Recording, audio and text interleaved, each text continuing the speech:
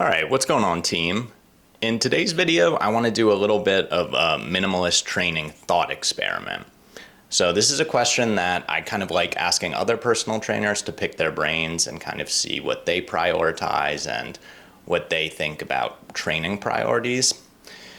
So the question is, if you could only do 5 exercises to build an absolutely incredible physique, what would those 5 be?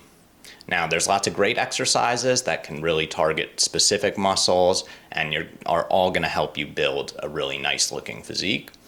But if we had to narrow it down to just 5, what would they be? And these 5 need to hit the entire body, right?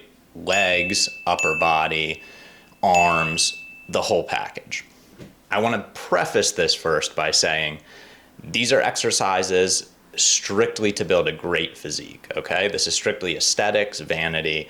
We're not thinking about longevity. We're not thinking about joint health necessarily.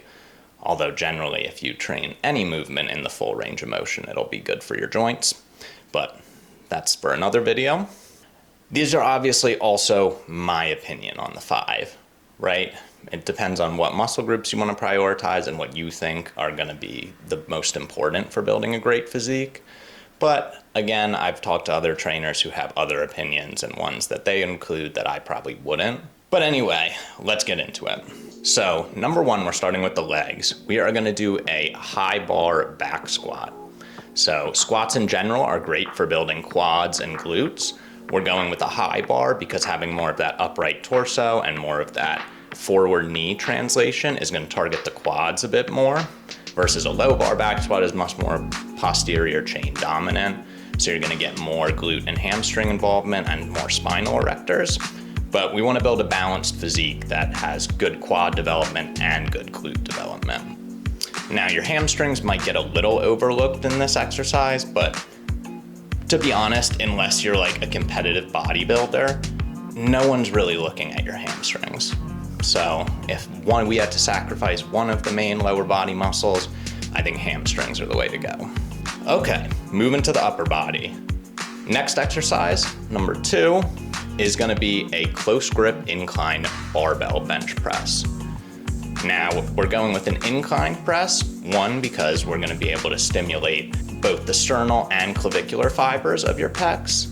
And 2, because there's a greater degree of shoulder flexion here, you're also going to get more anterior delt involvement, right? And then we're going with a close grip because we want to help develop more triceps, and when it's narrower and closer to your body, you get more tricep involvement. Now, one other thing about why I'm choosing a barbell over a dumbbell. This is strictly a progression justification because it's a little bit harder to progress on dumbbells than it is to progress on a barbell, because you have to actually get the dumbbell off of your knee and into position, which once you start getting strong and you're using really heavy weight, that can be kind of an awkward position, and then you can lead to like shoulder injuries. Whereas a barbell position always starts the same. You can just adjust and use progressive overload over time. So it's a little bit easier there. So that's number 2, the close grip incline bench press. Number 3, we are going with weighted chin-ups. So as you guys know, I do a ton of chin-ups, a ton of pull-ups, neutral grip pull-ups, all types of variations of pull-ups. I personally consider them to be the king of upper body exercises. They're probably the best lat builder of any exercise out there. And I personally think the lats are going to be the most important for developing a wide physique there, right? You want to have kind of the wide shoulders and the narrow waist to really develop that V-taper look. You're also getting some low trap involvement, a little bit of rhomboids too, but mainly we need to be focusing on the lats because that's going to give you the biggest bang for your buck in overall physique. So if you can't do even just a weighted chin-up or a chin-up for that matter, you can always add a band to the bar, or you can go and use one of the assisted pull-up machines.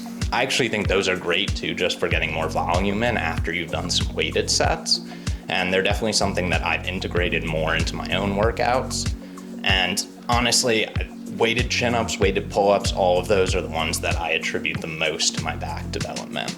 And we're choosing chin-ups over the other varieties, like a traditional pull-up or a neutral grip, because you're gonna get a little bit more bicep involvement. right? Because you're in this supinated grip, your biceps are gonna have to work a little bit harder. Now, it's not gonna be the best bicep builder if you're doing them correctly, but it's still gonna hit them a little bit more than any other variation would. Okay, number 4. Now this one is gonna be a hot take, and I've gotten a lot of pushback from other trainers on it, but I'm selecting a cable lateral raise. Now, any lateral raise variety is great, and I would include there. I'm just going with a cable because you keep constant tension even at the bottom. Because the weight's trying to pull you this way, you have to keep those lateral delts active to resist that pull, and so we keep tension on it more. And this is my hot take, but I personally think that lateral raises are the only direct shoulder exercise you need to build great shoulders, right? Your rear delts and your front delts are gonna get worked a lot in like rowing and pressing movements respectively, but there's very few compound movements that actually really target the lateral delts. So the more lateral raises you do, the bigger your shoulders are gonna be, the more capped and rounded they're gonna look, and the more they're gonna develop that V taper that's gonna give you that nice aesthetic look. Okay, last but not least, we got number 5, and I'm selecting a Bayesian curl. Not entirely sure if that's pronounced correctly, but we're gonna go with that pronunciation. And if you don't know what that is, it's essentially just a cable curl, but you're facing away from the cable stack, and your arm is positioned behind you. Now, it's great to do variations of curls where the arm is in front of your body, like a preacher curl, or one where it's behind your body. But if I had to choose, I'd go with one behind your body just because it's gonna put a little bit more of a stretch on the muscle. And research shows, at least for upper body muscles, that a stretch tends to be more effective for muscle growth than a shortened part of it. So that's what we're gonna select. Again, this is a little bit superior in my opinion to just doing like incline dumbbell curl where you're back on a bench like that, because you're keeping constant tension on it. In a normal dumbbell curl, when your arm is fully extended at the bottom, your bicep isn't working at all. Plus, I really like cables because it's easier to do drop sets or like myo rep match sets, and this is just the king of bicep exercises. We're also not gonna be able to get quite as much bicep development from this chin up as we would with the triceps on like our close grip incline bench.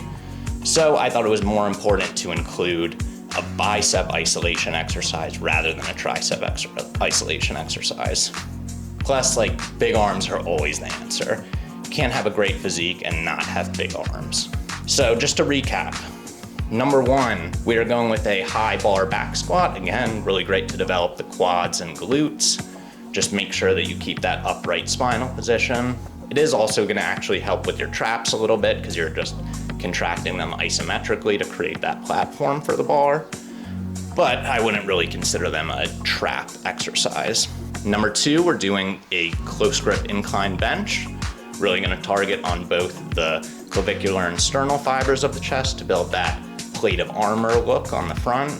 We're also getting some front delt activation and training because of the greater degree of shoulder flexion. And the close grip is gonna allow us to hit the triceps a little bit more so that we're developing big arms also. Number 3 is the weighted chin up. Again, it's gonna be like the king of upper body exercises, the best lat developer out there. And we're going with the chin up variation to get a little bit added stimulus for the biceps as opposed to a traditional pull up or even another variation with a neutral grip. Then number 4, and this is my hot take one, we're going with the cable lateral raise. We really want to build massive lateral delts to give you that nice wide V-taper look and those rounded shoulders. And there's just not really a compound movement that's efficient for directly stimulating your lateral delts. And then number 5, we have the Bayesian curl. Again, it's essentially just a cable incline curl, arms behind your body for a big stretch on the biceps. Cable is really easy to load and adjust weight, and it's really just the GOAT of all bicep exercises. So those are my 5, if I could only do 5. And remember, these are strictly for aesthetics and building a great looking physique. We're not worrying about function or strength. Once again, purely vanity. So I'd love to hear what your 5 are in the comments, especially, if you're a personal trainer or just someone who's been working out for a while. What 5 exercises do you think have helped you build the biggest physique and benefited your own hypertrophy goals the most? So drop that in the comments. I'd love to hear. Also too, I don't really kind of promote it that much, but I do offer online personal training. If you guys want to sign up for that, just email the email address below, and I'll catch you guys in the next one. Peace.